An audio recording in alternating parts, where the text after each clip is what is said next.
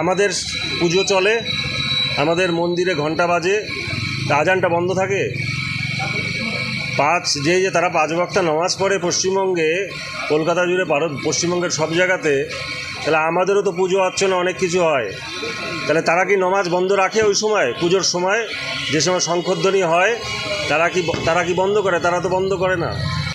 আপনি কলকাতায় যদি যান এবং বিভিন্ন জায়গাতে, সেখানটাতে আমি দেখেছি তারা 5 ওয়াক্ত নামাজ পড়ে।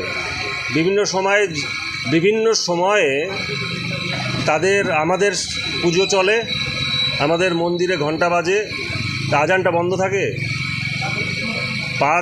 তারা 5 ওয়াক্ত নামাজ পড়ে পশ্চিমবঙ্গে, কলকাতা জুড়ে, পশ্চিমবঙ্গের সব জায়গাতে, তাহলে আমাদেরও তো পুজো অর্চনা অনেক কিছু হয়। তাহলে তারা কি নামাজ বন্ধ রাখে ওই সময়, পুজোর সময় যে সময় শঙ্খধ্বনি হয়, তারা কি বন্ধ করে? তারা তো বন্ধ করে না। তা জিনিসটা হচ্ছে, কেন এক পেশে কোনো কিছু হয় না? এখানে কোনো মেয়ে বেরোতে পারবে না, তাদের তুলে নিয়ে যাবে, আর কোনো মেয়ে পড়াশোনা করতে পারবে না। আফগানিস্তানে আপনারা দেখেছেন তো, মেয়েদের কোনো অধিকার নেই, সেই অবস্থা করবে।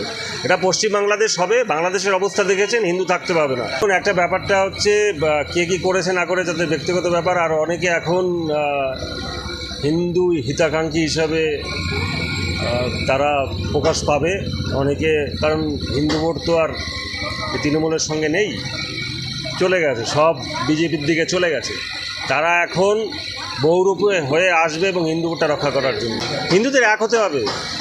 26-এ মমতা ব্যানার্জিকে তাড়াতে হবে, হিন্দুদের এক হতে হবে, না হলে পরে এখানে হিজাব পরে ঘুরতে হবে, আফগানিস্তানের মতন অবস্থা হবে।